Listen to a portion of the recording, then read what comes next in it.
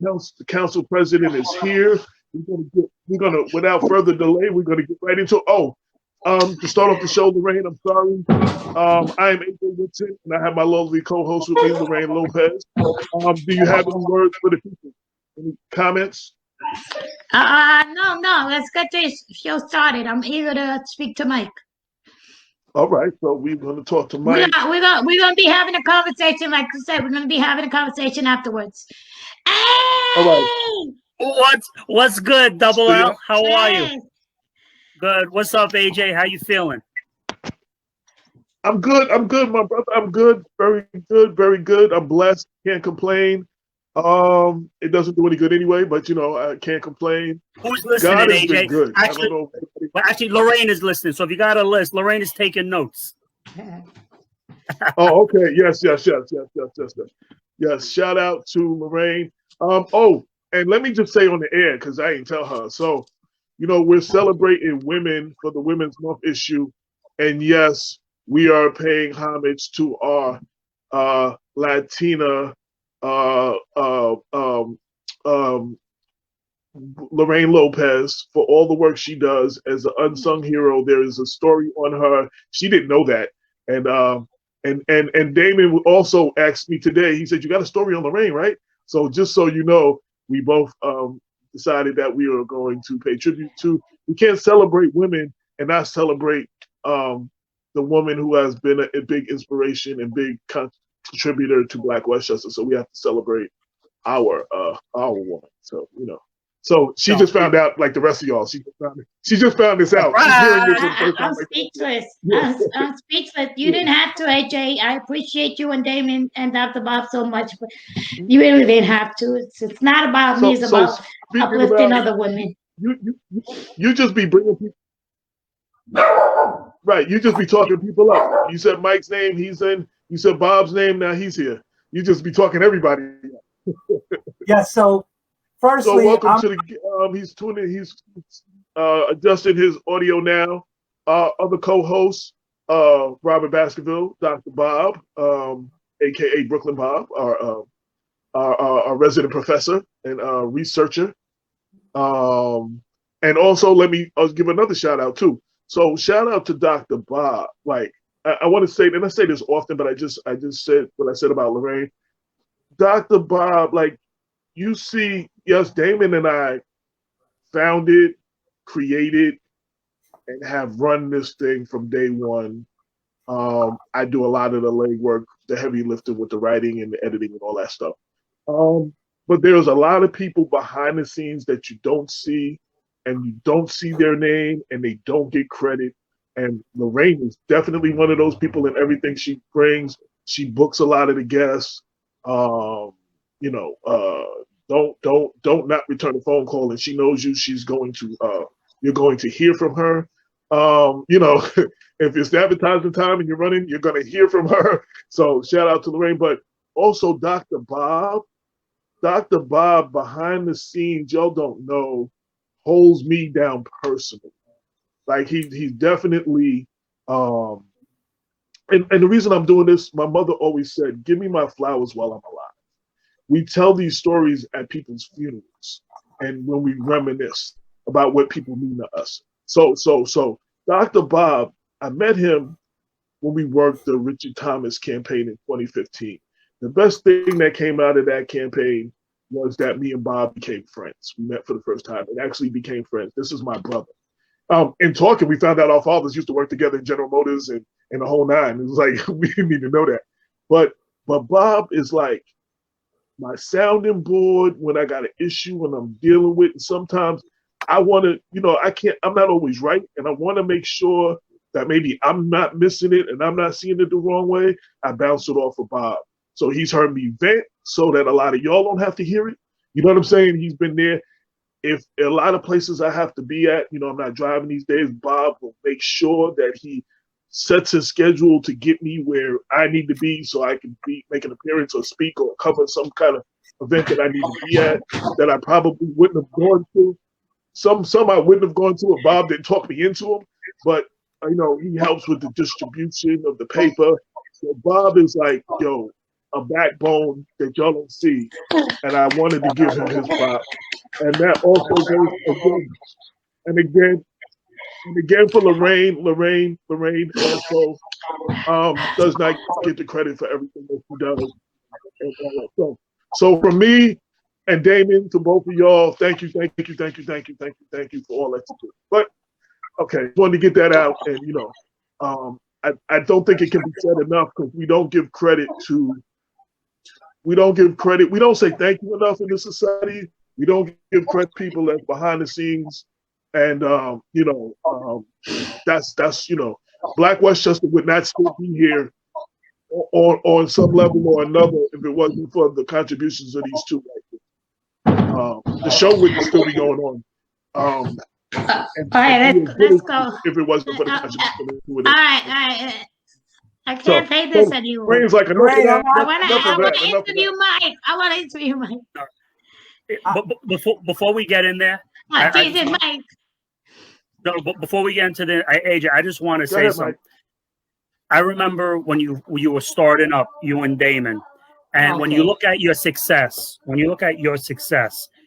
the digital and in the print, you got to look at who you surround yourself by, and you're very fortunate that not only do you have Damon, but you're surrounded by forces of good. And Dr. Bob, I don't know if you remember the one. Actually, I went to the studio a couple of times, but the first time went to the studio, we were right next to each other, and the stuff that you were saying was so profound and provocative, right? Yes. And I said in my mind, if I get out of this interview alive, I want to get to know this dude. I don't know if you remember that, Bob. And listen, we kept in contact, and we sent some messages, but the stuff that you were talking about back then were spot on. You were ahead of yourself.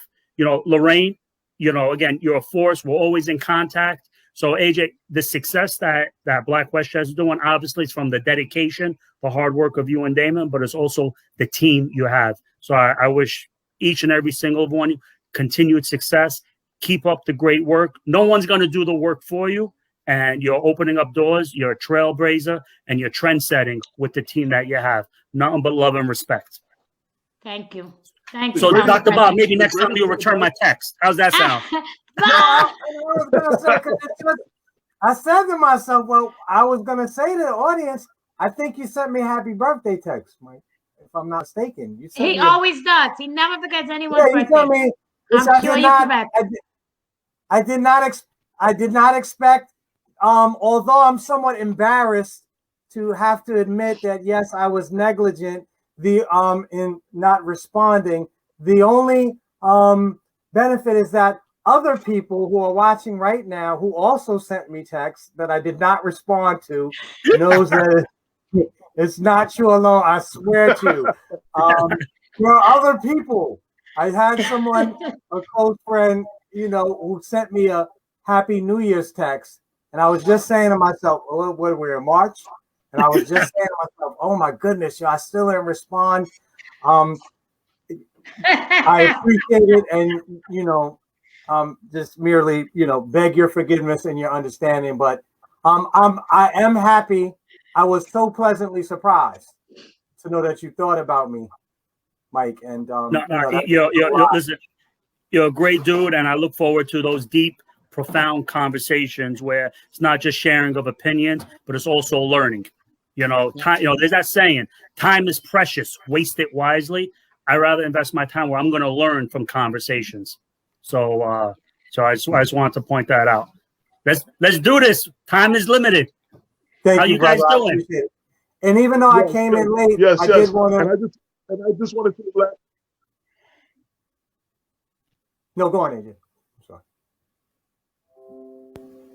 I just want to say it was organic. If I tried to select a team, it wouldn't have happened like this. Everything was organic. You know what I'm saying? Very organic. Let's go ahead, Bob, and then we will get right into the interview. No, I just wanted to say, even though I came late, I wanted to formally welcome you, City Council President Khader. It's a pleasure to join with you and Lorraine and AJ on air again and talk about the important issues facing Yonkers and Westchester County. So good to be with everybody. And to the audience and everyone who, it's good to be with the audience as well. You know, fun fact, Mike, you're his council president as well. So Lorraine, kick it off. All right. Yeah, you didn't know that, huh? Both of us. I want to welcome City Council President Mike Khader from the city of Yonkers. He's running for re-election, and we are interviewing a lot of candidates this political season. I personally, I'm going to be biased. I love him to death. He's one of my favorite people in the world, one of my favorite politicians, somebody that I'm honored to call a friend, and even doubly honored to say that's my city council president. Thank you, Lorraine. Thank you so much. Thank you. So Mike, let's start it off. Can you tell us, please, what is the role of a city council president? What is it that you do? You know, I get that question a lot, Lorraine. You know, the city council as a whole is the legislative body of the city of Yonkers. We make the laws. You know, the same way that, you know, in the Westchester County Board, you got the County Board of Legislators make county law. The way you have the state senators make state law, the way you have Congress make federal laws. So what we try to do as a council is create policy that benefits the residents of Yonkers. I, as the council president, I chair the meetings. You know, I'm the record keeper for, like, you know, moving the agenda along. And I chair the actual council meetings that everyone sees on Facebook and on TV. And I chair something else called the rules agenda. The rules agenda is a fancy word for when a piece of law, a piece of legislation, where does it go? That's what we do. Along with the city council, I have 6 other members. We're all voting members. We all are equal to 1 vote. One of the main differences with me is we have 6 council members that represent 6 districts. As a council president, I run citywide. But my vote is just as equal as the other 6 members. And it's a part-time job on paper. And that's important to clarify, because Mount Vernon, it's different with the city council. With city councils in Mount Vernon, I believe they're like citywide as well, all of them. In Yonkers, is specific council members represent specific districts. So you have 6 council people representing their own individual districts, and you, as city council president, represent all those districts, the entire city. Yeah, that is correct. And you make reference to, like, Mount Vernon, you know, has a particular set of style. I think, AJ, it's called at-large members, or, you know, when they run. Then you have New Rochelle, another lower Westchester city, where they have something called like a city manager issue. You know, if I can, for about like a minute and a half. Yeah. Yonkers used to have 12 council members, and it was called ward leaders. You know, and you know that's a political term. And what Yonkers used to have was a city manager, and they had a mayor, but the mayor was more of a ceremonial. You know, it didn't have the juice that the current system has. And what was going on back in the late 90s was council members, because politics and silly season, they were firing city managers regularly. And then I think residents had enough, and by design they said, let's create a city council that's by design to be weak, and you give a strong form mayor of government, and that's designed to give the mayor all the juice to run the city.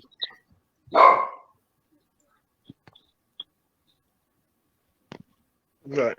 And one of the things I learned in the first interview we did with you is that the city council president is an elected position and doesn't have to be an active council member, where in Mount Vernon, the 5 council members vote amongst themselves which one will be their council president for that year. And it's a year-to-year thing. So I learned a lot about the different systems in our first interview when you were running the first time. Yeah, it is good. And what we normally do is, so a lot of times when I'll get an email, or if there's a particular issue that's affecting a resident, so what I try to do, I use a term, we try to stay in each other's lanes because, each council member, there's really 7 elected leaders, different values, different ideology, different platforms. So what I different parties. Different parties. And what I always do, whenever I see there's an issue in a particular district, I will reach out to that council, regardless, Democrat, Republican, progressive, conservative. Oh, what's going on with this project? Or are you aware of this issue? I'm getting a lot of emails. And what I always try to do, and most of the time it happens, is I try to get on the same page with that council person, if it's a development project or if it's a building of a house or something along those lines. So I don't necessarily manage the daily complaints. Don't get me wrong, Dr. Bob, Lorraine, AJ, if you call my office for a pothole or a street repaving or a stop sign, we'll definitely work on that. We put a work order in. And then again, the work order goes through, the administration, and hopefully it gets done in a timely manner. That's something I want to clear up as well, because I'm sure as city council president, you have some people that might say, city council president, I put in a complaint about this particular thing and I'm still waiting. It's important that people understand, with a strong form of mayor, city council puts in the work order via the mayor's office, and it goes through a series of channels, basically. I mean, first it gets input, they take the complaint and they'll send it to the commissioner in charge of whatever department, and then that they've got to put it in an order of priority and how it came in. Right? Am I right? Do I still remember that? No, Lorraine, it's funny. You're exactly spot on. And I call those the operational day. The daily running of the city is done by the mayor, which is referred to as, whenever you hear me say the mayor, the administration, it's the same term. So what we do is make the policy. We vote on the budget. And then once that's done, the mayor and his commissioners, they run the city, so and one thing, Lorraine, that, we were talking about garbage cans, trash in the city. We make sure that there were no layoffs from DPW. We make sure that supplies to buy garbage cans were in the budget. Once we're in there, that's the policy issue. Is cleaning the city an important issue? It's in the budget. We voted on the budget. There were no cuts. Then the operations, the management of the city, that goes to the mayor and the DPW. They decide, let's get rid of garbage cans, or what corner gets a garbage can. And then what happens is, many times we're spending more time talking about, silly stuff that without garbage cans, you're going to get more litter. So that's the back and forth and the balancing act between the city council and the administration. Lorraine, you haven't been on the council in a while, but not much has changed since then. So I hope I'm trying to, answer. So let me ask, anybody in a leadership position, you're gonna have your haters, so to speak, and everyone is not going to be pleased because you can't please everybody. What would you say to the voters as to why they should vote for you for re-election? Can you name some of the accomplishments and things that you're most proud of that you've accomplished in your first term? Yeah, thank you, AJ. Again, I just want to remind, back in 2017 when I won, number one, my victory switched the city council into a Democratic control. So that alone was a victory for everyone in the city of Yonkers. And then on day one, the relationships that I built, such as with Dr. Bob and AJ and many community-based organizations, I gave what I feel relationships that I built a seat at the table. AJ, I'm the first minority to win citywide office in the city council chambers. So for the first time on TV, we're talking about a diversity of ideas on city council meeting. We're asking for diversity of perspective in city government. We're talking about implicit bias training. We're talking about promotions or the lack of promotions, to be quite frank, in our city workforce. If you look at our city demographics and then you look at our city workforce, you clearly see they don't jive. So these are things that what I campaigned on, we started doing. We spoke about transparency.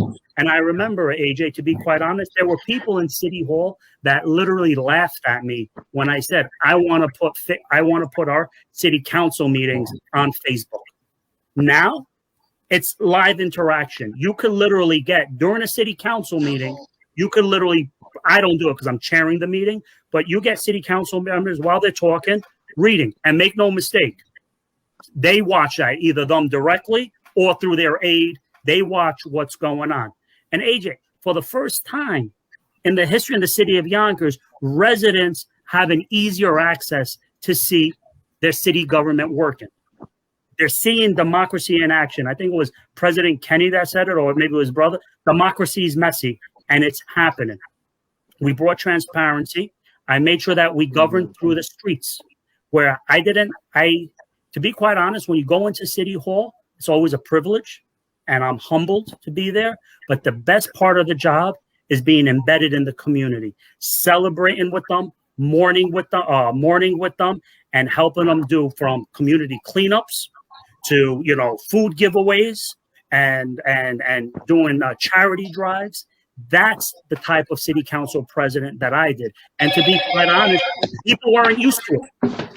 They weren't used to it. We made the city council president, instead of a bureaucratic office, we made it a hands-on office, from creating job fairs, health fairs, sponsoring and collaborating with community-based organizations. If I'm represented by the people, I want to be part of the people, not just every 4 years. From a legislative standpoint, I told you about the transparency. We're bringing in legislative software. Believe it or not, one of the hardest things that I have to do as a council president is I have to track where legislation is.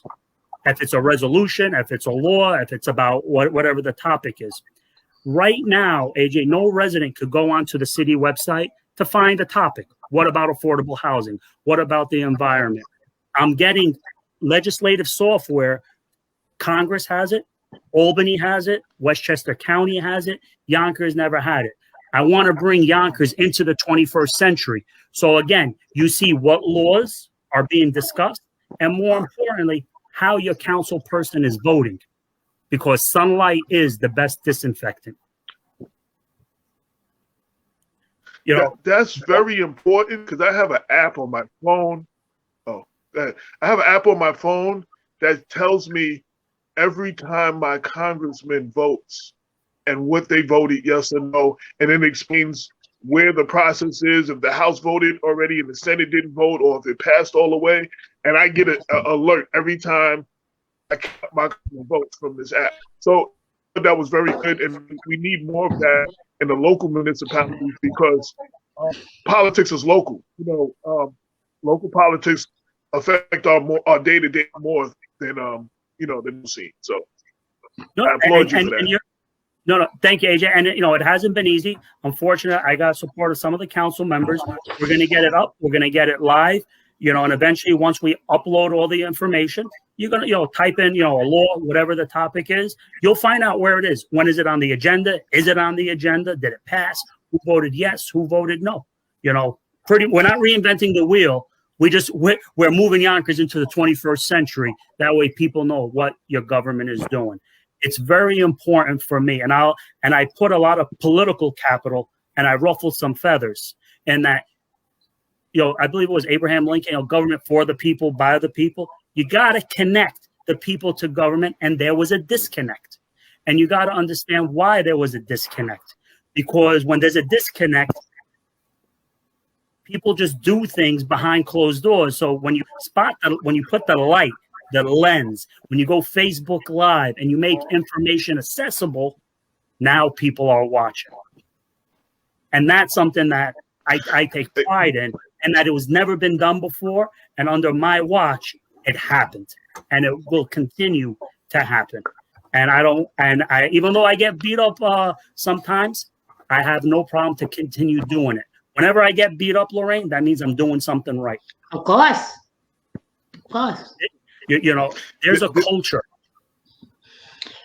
Speaking of getting beat up, your opponent tried to came after you recently about a vote on Ludlow Park, a development, the Ginsburg development.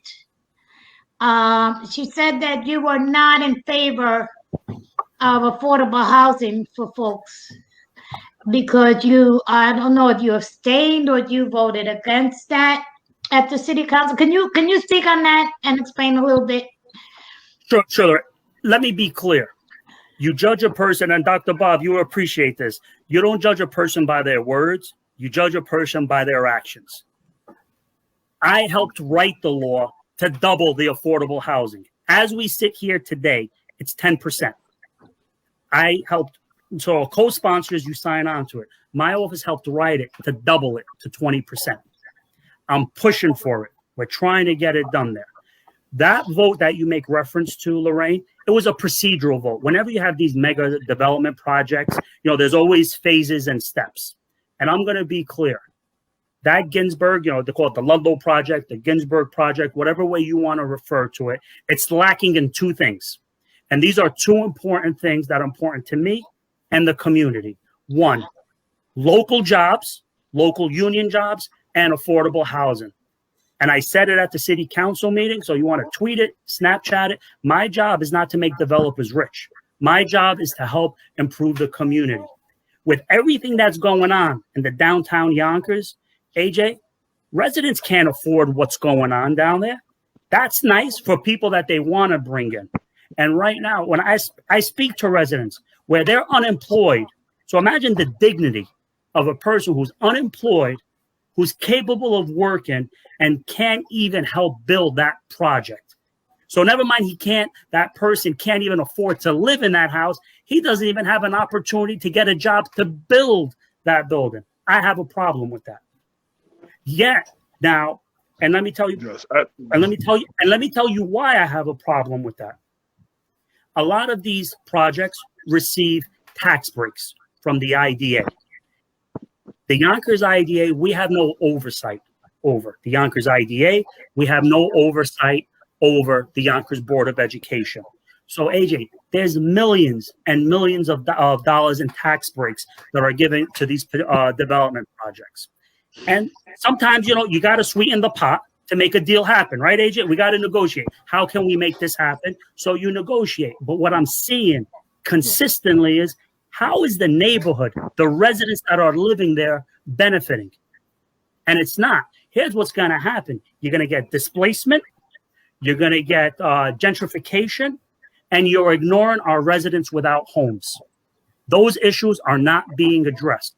So I, in good faith, the way I oppose term limits, I can't support these projects knowing that the real underlying issues affecting the Black and brown community are not being addressed. So, Mr. Developer, you want me to support you, support the community, and I will be your biggest cheerleader. So, Lorraine, I'm not sure what is. That's noise. I'm not even going to get into it. That's chatter. That's noise. That's a distraction. My procedural no vote was sending a message to the developer. And you want to know what? It worked. They were calling me up. Let's sit down and let's talk. That's what I'm doing. Even though I'm one vote, AJ, I have a very loud microphone. So that's what that was all about. 10% affordable housing is not enough. We're in a housing crisis, not just in Yonkers, in Westchester County. There's studies out there. And Yonkers needs to lead the way. And these developers are not making it a priority. So if it's not a priority for the developers, then you know what? You're not a priority for me. Thank you for that, Mike. You know why? Let me real quickly, and then that's my last comment. Ginsburg development has been around for as long as I can remember, with several prior mayors. Well, a few prior mayors. When I was around, they have, obviously, it's working for them because they keep coming back and developing. Obviously, they're making a lot of money. They're profiting off of it. So if you care about a community that you're building in, let them know, show them, increase the affordable housing, give back to the community that made you rich, basically. And so thank you. I'm glad you clarified that. I'm glad that the folks now know what that was all about. And thank you for doing the right thing. No, absolutely. Did we lose AJ? You did a full mic drop on me. You with us? His mic is off. I'll use his silence as an opportunity to ask my question. Yes.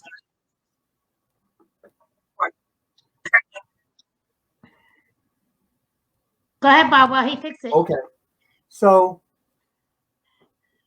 City Council President, I applaud your effort to try to ensure that more affordable housing is made available to in some of the development projects that are now in the pipeline. I have to say, I am a college professor. I have a PhD and I carry considerable student loan.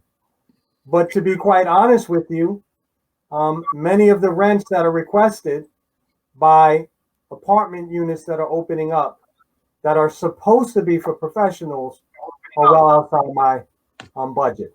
That's just a reality. I share that with everyone because I think in many respects, my situation exemplifies the challenges that other people are facing as well. Now, I know in the discussions that we've had here on the show and outside in the broader community as well, one of the policy issues that we've raised questions about and we wanted to see addressed is a redefinition of the AMI to be more in keeping with the actual income levels of residents within the municipality as opposed to the county as a whole. My sense is that, one of the things that is really prohibiting more affordable housing coming from into some of the municipalities in Westchester that are, medium income is on the lower end of the spectrum, is that we're using the Westchester income is on the lower end of the spectrum. AJ, mute your mic.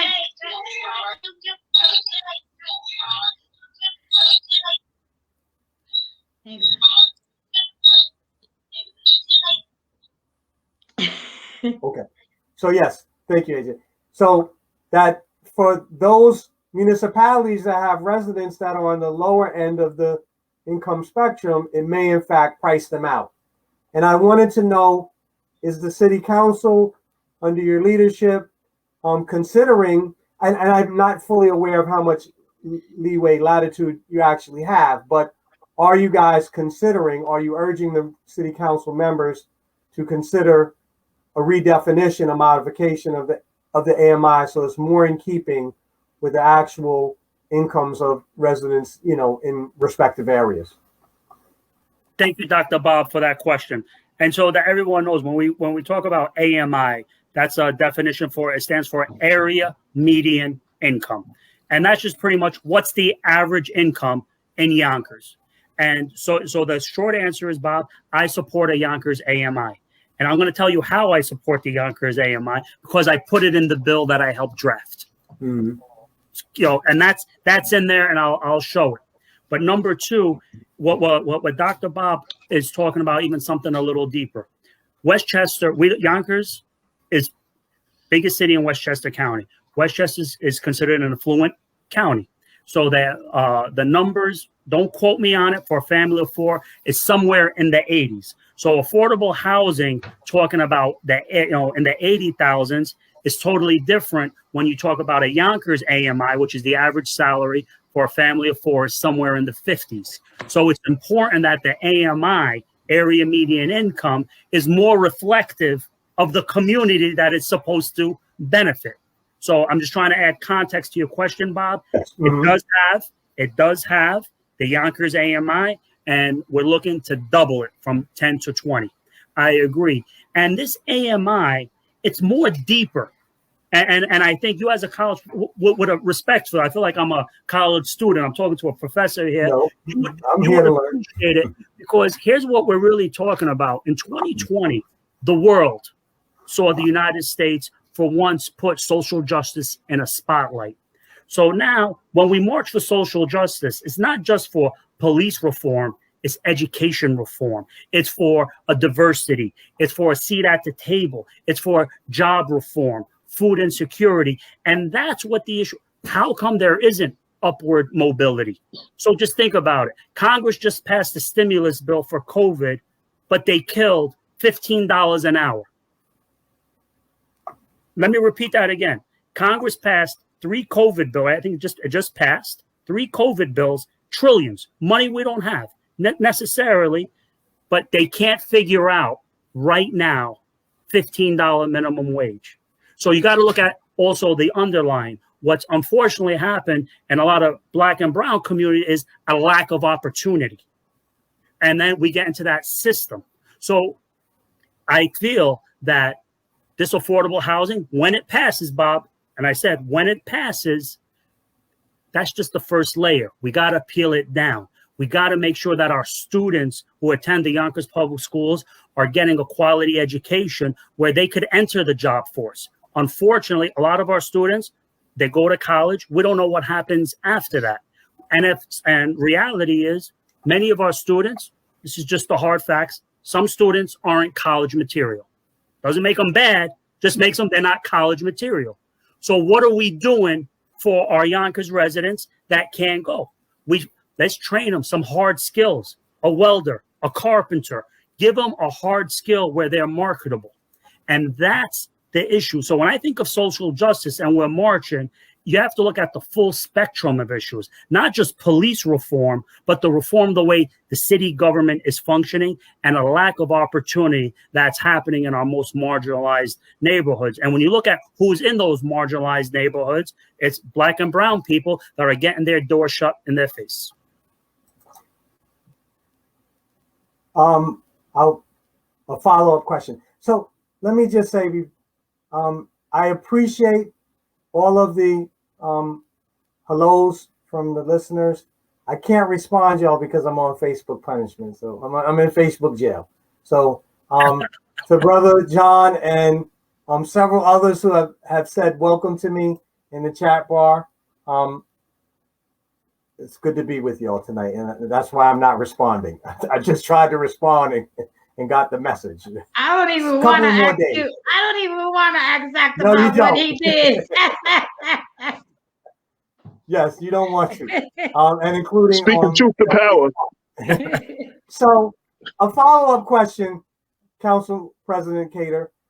I was pleased a couple of years ago when former county legislator Lyndon Williams shared with our listening audience the legislation that he had recently shepherded through the county legislator to ensure that any project that received county funding was mandated to set aside a certain number of jobs for local residents. I don't have all the mechanics of the bill, but it was a step in the right direction to ensure that was a more equitable distribution of the jobs issue. Now, I don't know if City Council in Yonkers is considering such a proposal, but I'd like to know, is that part of the legislative agenda going forward, taking a direction from the laws that were set at the county that maybe we'll be able to follow suit in a city like Yonkers and ensure by statutory requirement that some of these jobs are going to, make it to us? Because as we know, a lot of the time the developers already have in place networks of construction companies, skilled labor that they rely on, that they feel comfortable with, that they've, have established relationships, they vetted the employees. And so in some respect, just from an efficiency perspective, they may, forego seriously considering members of our community who have those skills. And I say this because I got to hustle every now and then and get out and do a little. I'm not a skilled craftsman, but I've cleaned up some garbage and things like that. Leaves. AJ sees me coming through sometimes. from doing some lawnmower jobs, landscaping stuff. So those are, extra streams of revenue. I mean, number one, there are talented people. There are people far more talented than I, is my point that I'm making, who I know have advanced crafts trades, but aren't getting a fair shot. And so I want to know if you and the rest of the city council are considering something like that. And if you're not, I want to urge you to please consider putting it on your legislative agenda going forward. Dr. Bob, first of all, I want to give a quick shout out to Lyndon, now Judge Lyndon Williams. Great guy, real trails, a real trailblazer. A great asset to the Mount Vernon bench. But Bob, I did that. So remember how I was saying the city council sets policy, but then it's the administration that does the operations. So this is one of those examples. So I'm using my hands because I'm getting excited. So it lets you know that we got that synergy. So that synergy that we met in 2017 hasn't left, Dr. Bob. I did it twice. It was a resolution. Yeah, I did it twice, and it passed twice. A resolution calling on the IDA, and the Industrial Development Agency, that gives out these tax breaks to the developers. That one, they got to hire women-owned business, minority-owned business, local-owned business. And I did another resolution to the IDA that they have to use union jobs for these projects that are receiving tax dollar breaks. So the short answer is, Bob, not only are they good ideas, I introduced them and I had them passed. Now they have to be enforced by the people that run the city. You get what I'm saying? Yes. Gotcha. But great, wonderful. Great points. We have to make sure that our residents have a chance to swing at the bat. And right now, our residents do not have those opportunities. So it's incumbent upon me to try to make those opportunities for them to succeed.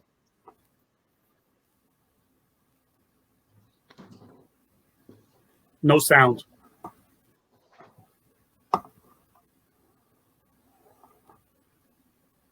Okay, can everybody hear me now?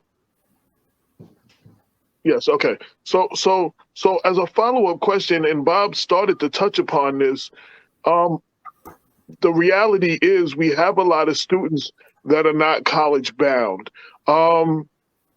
We need more trade training. I know in school when I was coming up, we had more home ec and auto shop and several other things. And one of the first things that get cut is the arts budget and the music budget and stuff like that. So I don't know the landscape of Yonkers. Are y'all doing more to make people ready for the job field by giving them trades, teaching them a trade that they can go on, if they don't go to college? Is that something going on in Yonkers or something in the works? Well, AJ, how can I answer this without the Board of Education, and Lorraine, I see that grin.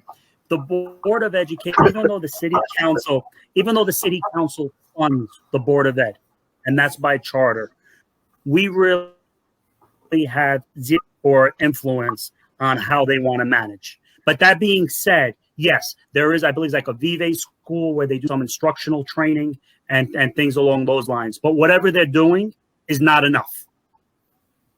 Plain and simple. It's not enough. Is the city putting other programs together outside of the school to, train our youth in certain? Well, what just happened recently is, and this is, I don't believe Mount Vernon has one in some other cities. We just created a youth bureau, which I think will open up a lot of doors and a lot of opportunity. This coming budget, AJ, you want me? Okay, yeah, freezes. This coming budget season, we want to make sure that there's adequate funding in there. That way we could open up doors and give, and we're not talking about kids. We're talking about high school, kids who are graduating an opportunity. And a lot of times when I'm in the street, just today, I was out getting signatures and I see them playing. Oh, what are you doing? What else can we do? That's really what it is. If you give most people, you want to hang out or do you want a job? 9 out of 10, I want a job. So there's no opportunity opportunity, so what else are you going to do? So it's incumbent that we create these opportunities, particularly, AJ, we're coming out of this COVID. When I ran in 2017, there was no such thing as COVID-19. I'm the only city council to pandemic. And what really had to happen is, how do we keep school children safe, make sure that they have internet access, electronic device. And I generally feel we're turning a corner. We're turning a corner on this COVID. We got this vaccine clinic right there, on North Broadway. I think that is going to be more accessible. Again, from what, not that I got inside information, I think that the state's going to start opening up. Weather's warm weather's around the corner. I think that, I don't want to use the word normal, back to the old normal. Because when you go back to the old normal, things weren't good. I think that 2020 gave us an opportunity for self-reflection. It didn't create our problems. COVID exposed our problems through the generations of neglect. So what we have to do is, you know what, AJ, Lorraine, everyone on this call, we're set in our ways. What I'm concerned about are the future generations. What's going to happen to us is going to happen. Open up doors for them. When I say them, absolutely. Future. The youth, yeah. I totally agree. I'm going to get to a question that came up a little earlier. I didn't get a chance to ask it. Facebook user asked, they're starting to get more concerned about the uptick in violence, especially with guns. What more can be done to do something? With the violence and gun violence and the violence in our streets. The question about gun violence? Yes.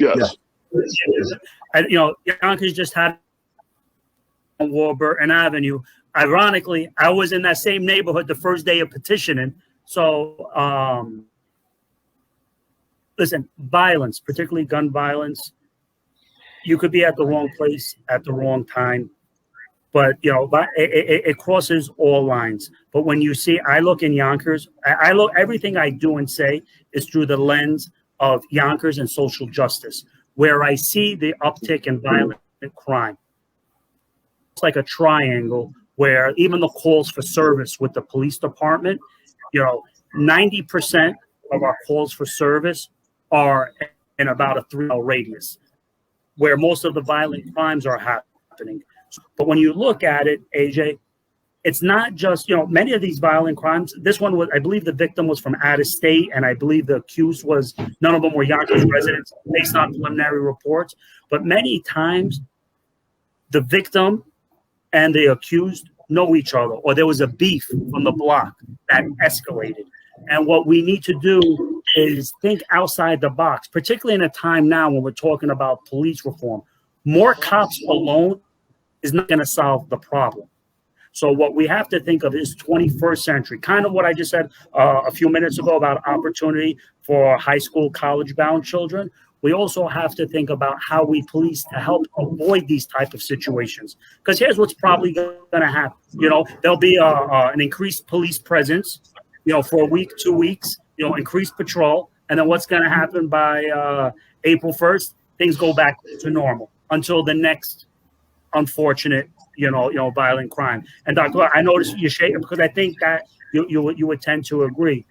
Most of these issues, and again, something that I'm proud of is with my connections in the community. Oh, they were beefing for a while. Oh, this happened before. The community's never surprised. Very rare the community's surprised when there's that stabbing or that shooting. So what we need to do is implement some more community-based practices that can de-escalate that before a trigger is fired or before that switchblade is taken out. And again, it goes back to opportunity or lack of opportunity. Speaking about opportunity, what about programs? Are there any programs for our returning citizens? A lot of people have gone to jail. They've paid their price. Unfortunately, a lot of young people go to jail and they grow up in jail. Then they come out and there's no, There's no program or something to welcome them back to the system, to introduce them to the system, to re-implement them into the system, and then you have the street violence, and then recidivism. They go back to jail. Is the city of Yonkers working on returning citizens? Well, listen, I want to let you know something. The criminal, we're talking about police reform. There's a more an issue about prison reform. I think right now, it was Senator Sepulveda from the Bronx was talking about ending confinement. I personally know people that have been in the system and came out worse before they went in. Because when you're in the system, it's survival mode. That's really what, you can't be a lone wolf. There's a different set of laws, and there's a different set of the way you survive in the system. So what Yonkers does is we have CDBG funds, like many municipalities. What we give grants. So we have some more, like Grayston Foundation does a great program for reentry and for training. But also we have a lot of new energy. I know there's one called 914 United. Yep. Lorraine, I didn't know Jonathan. I didn't know his story. And, when we got to meet during the pandemic, I was like, no, I don't know who you are, but it was a conversation. So, and I guess what, some people said, oh, they took that step back. I didn't step back. What I did is I took his hand because what he was trying to do. And, so you do have some taken positions, and 914 United, Jonathan Alvarez is one of them there. So there are, again, it sounds like a broken record. There are opportunities. The issue is there is not enough programming for it. And I think that there's a stigma when somebody that's coming out of the state system. It's one thing. It's one thing to do 90 days in Valhalla as opposed to when you got state time under your belt. So there are programs, but it's clearly not enough. And the programs that are there are not getting the proper funding. So what happens is you come out of the system, you check in with your parole officer or your probation officer to a lack of training. They put you in some confinement or a halfway house, but you're not really setting up the person to succeed and truly be independent. So what happens is what you just said, the recidivism. So what we have to, as a community, to create a community fabric is, and don't go back in there. Make them an asset and have them contribute to the community and not to be a drain on the community.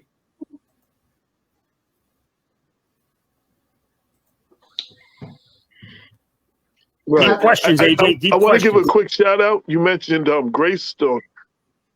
Right. You mentioned Greyston. I just had the opportunity to meet Joe Kenner in a small business roundtable that we did with Congressman Jamal Bowman, and me and him sat and had a chat afterwards. And I like the work that they're doing. I was unaware of the work they were doing, but I definitely like the work that Grayston is doing. And the bakery has the most incredible brownies. They just sent me a whole box of brownies too. So shout out to Joe Kenner, shout out to Grayston. Yeah. No, they got some good brownies. It is addicting. It is addicting. I hoard them. I keep them for myself. But Grayston does a lot of work for our residents and reentry. They do a lot of great advocacy through our community government, through Lucy Moreno Casanova, with a lot of our undocumented residents. It's so, unfortunately, we don't have dozens of Graystons out there. We need to create them. And when they're created, we need to make sure that they're funded through federal and state funds. Absolutely. Anything I didn't ask you that you want people to know, and speaking to the residents, the voters, why should they vote for you for re-election? Okay, wow. Okay. So what do they want to know? So you asked two different questions at one time. The one, two questions. Anything I didn't ask you that you want us to know? That was one, and then two, why should the residents of Yonkers vote for you for re-election? AJ, I'm going on my 4th year in office. and for most of that, half of it, we're going to be in a pandemic. I don't care where you went. I don't care what experience you have, what degree you have.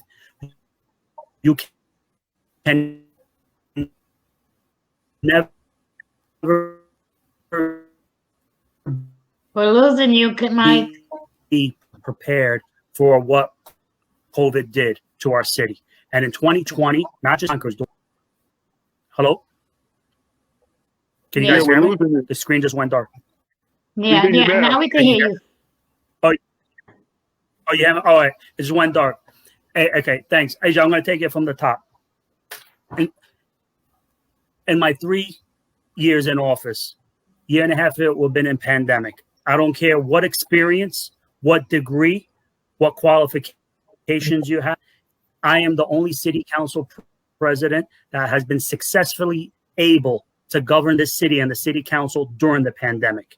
I advocated and I even called out the governor when there was no testing site on Ashburn and Avenue. I called out the numbers. When you look at the 10701, the 10704 numbers and the 10705 numbers, the numbers didn't lie. Before people were talking about the disparity in the Black and brown community, I was talking about it with the mayor. Look where it's happening. So again, going back to not only education, social justice and stuff, but health equity, the lack of health equity in our marginalized neighborhoods. I started talking about it. We're starting to turn the corner. My re-election is going to be about relief for residents and small business, building our city from paving roads and infrastructure, reforming the certain city departments, be it the Board of Education or the building department. We need a city government. We need a city government that is connected to the people and works for the people, and not a select few. AJ, plain and simple. 3 years is not enough time for me to finish the job.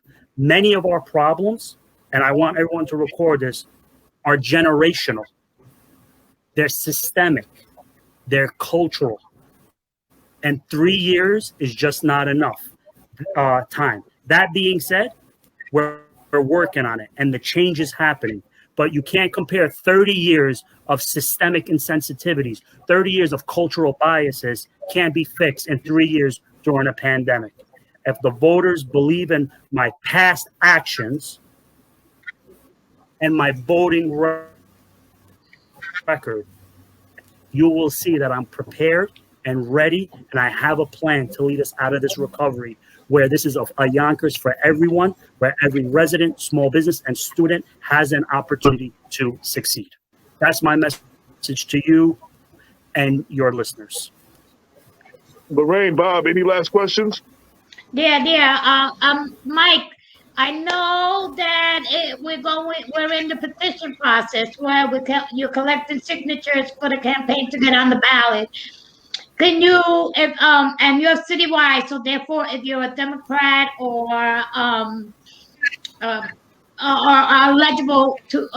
eligible to sign a petition, can you tell us how to contact someone from your camp, and also how to contact you as a city council president? For government stuff, you need that pothole fixed. They didn't pick up your garbage. Please call city council offices, 914-377-6060. If you call, leave a message, somebody will get back to you. If you want to do email, very easy. It's council president, one word, at yonkersny.gov. Council president at yonkersny.gov. The phone number is 914-377-6060. That's for any constituent problems, issues, or concerns. Concerning the campaign, thank you, Lorraine, so much for that. I have a website. It's called Vote Khader, VOTE, my last name, Khader, KHADER.com. I'm on Twitter, Instagram, and Facebook. My handle is Mike J. Khader. I think I got most of you on some level, stuff, but it's Mike J. Khader. Shoot me a message. Let me know if you want to sign. I'll come by. Don't be surprised if it's me. Tell me what time you want to be there. I'd love to. He wants me to get that second term. I hate the politics, Lorraine. AJ, to be honest with you, I'm bad at the politics of it. But you know what? It's the governance. When I know that I go home at nighttime, and you know what? I helped that person today. It's that feeling of being rewarding yourself for doing something good for others. That's why I want that second term, because I know that I'm the most qualified. I have a track record of doing it. So please reach out, hit me up, tell me what I'm doing good. I'll continue to do it. Tell me what I'm doing bad, so I'll stop doing it. But I want to hear from everyone, good, bad, and ugly. Thank you. Absolutely. I want to thank you for your time, for coming through. And I also want to make a comment. I know when we did the interview for your first term when you were running, I did ask you if you won, that you would come back and you would stay in touch and let us know what's going on. And you pretty much have done that.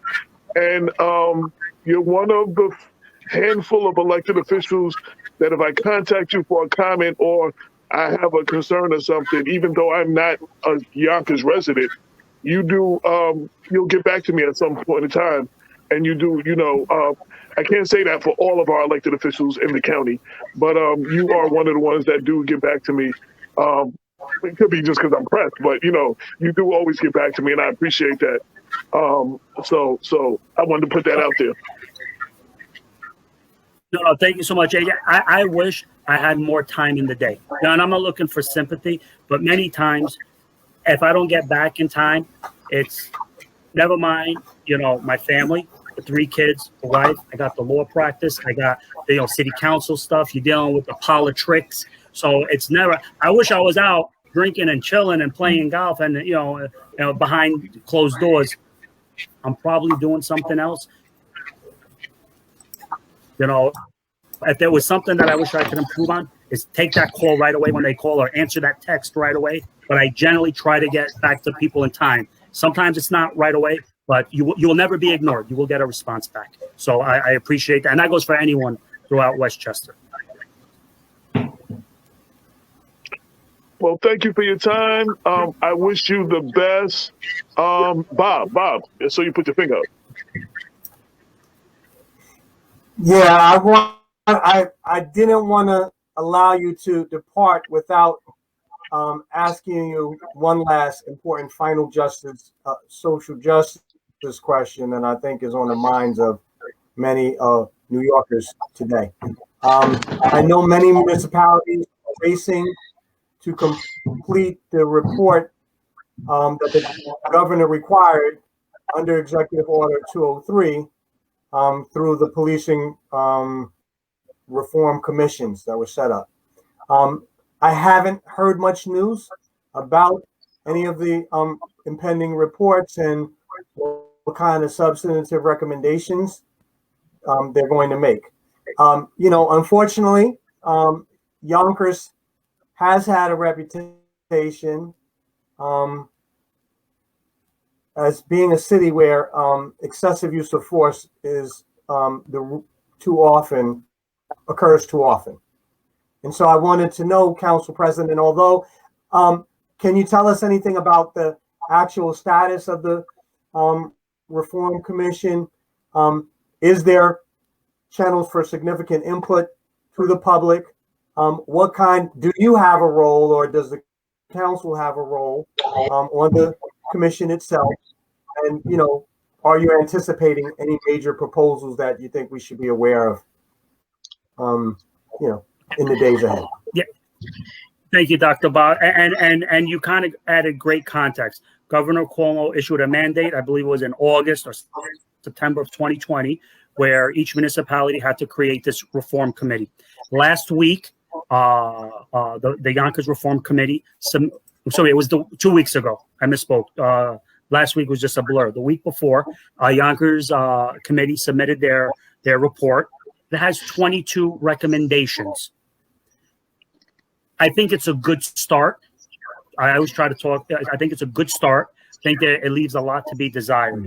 But the more important issue, Dr. Bob, is I want to be clear about, and I've spoken to Lorraine and AJ about this.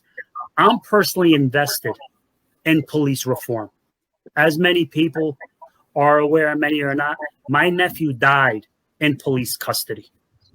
So not only me personally, my family's invested in this. So I do recognize, yes, there's a balance of safety, but I also know for a fact, because I've experienced it, that a lot of our Black and brown community are targeted or treated differently because of the color of their skin and not the content of their character.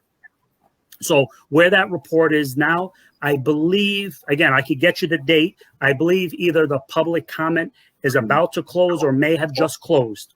Eventually what happens is the city council is going to vote on that. It will be sometime probably in late March, and then it has to be up in the governor's office by the April 1st. But Dr. Bob, I also want to also point out that even before the governor issued that EO, that executive order that you made reference to, I remember I spoke publicly about we need reform at the local level, where it became to a civilian complaint review board with subpoena power.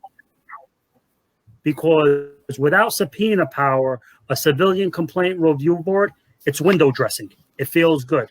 We were talking about body cameras. So the only reason why I stopped talking about it, but I was monitoring it, is because of the governor's executive order.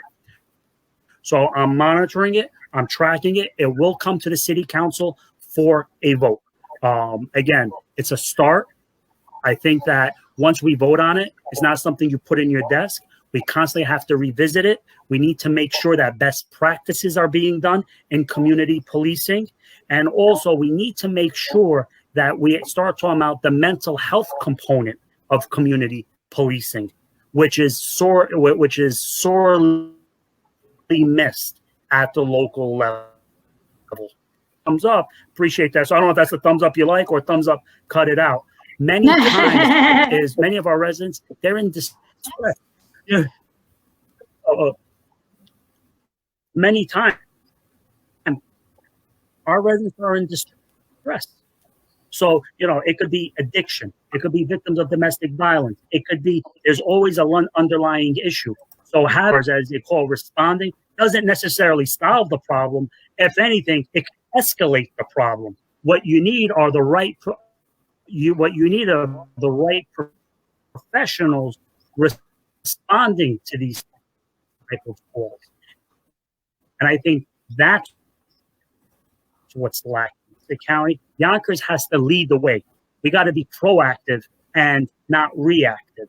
So from implicit bias training to community policing of a police force that's reflective of the city, that has the training to help the needs of the city. So this is not check off the box, Dr. Bob, and put it away. It's a constant, let's reevaluate. We don't need a tragedy to reevaluate. It should be part of our normal process to making sure that the residents are getting the best service and they truly feel safe. No one should be pulled over or have any encounter with law enforcement and fear for their life. So I want to close off with, I am monitoring it. I'm invested in it, and we're gonna get it done the right way, not just get it done. So thank you for that question, Dr. Bob. I do have one last question. It was from the audience. What are we doing about fixing the sidewalks in Yonkers? The handicap curbs for the wheelchairs are in desperate need of repair.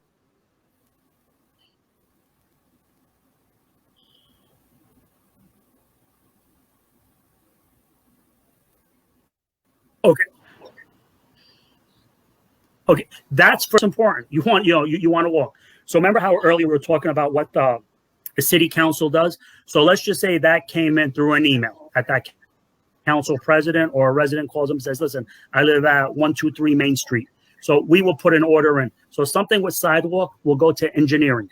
When it comes to basic repairs, we put it in, and they'll get it out in time. What I'll ask that resident is, if I gave the information, give us the street, give us the location, and we'll make sure that traffic and engineering, because anything with curb cuts or sidewalks, it's a engineering issue, not DP, a paving issue. So send over the information, and we'll look into it. Okay. Thank you. Council President at YonkersNY.gov. Thank you very much once again for coming on the show and responding to our residents, and good luck in your election. And I look forward to, when you win, a continued relationship of you coming on and speaking to the audience and letting us know the issues in Yonkers. You're part of the family. AJ, thank you so much, Double L. AJ, thank you so much for always extending yourself. Absolutely. I'm only a text away, a call away. And Dr. Bob, I'm sure we're going to cross paths hopefully soon. And I appreciate your spirit and your questions. And I look forward to talking soon. And thank you for including me in that MLK video. Very, very good job. The MLK video, and then the Black History Month video. The music video. Yeah, very, very good. Amazing. Very good. Yeah. What? Thank you so much for both of you for participating in that. Every year since I took office, we had concerts in the library, and we were actually debating, should we just cancel it and postpone it? And then, I'm very fortunate with the staff that I have. They think outside the box, and they were like, listen, it'll be a little, it's a little logistically hard, but let's give some deadlines and let's make a virtual concert. And it was a hit. Thank you for being a part of it. And you will continue to be a part of any outreach. Thank you so much. Absolutely. Peace, love, and blessings, everyone. Right. I hope I can have your support. Sorry.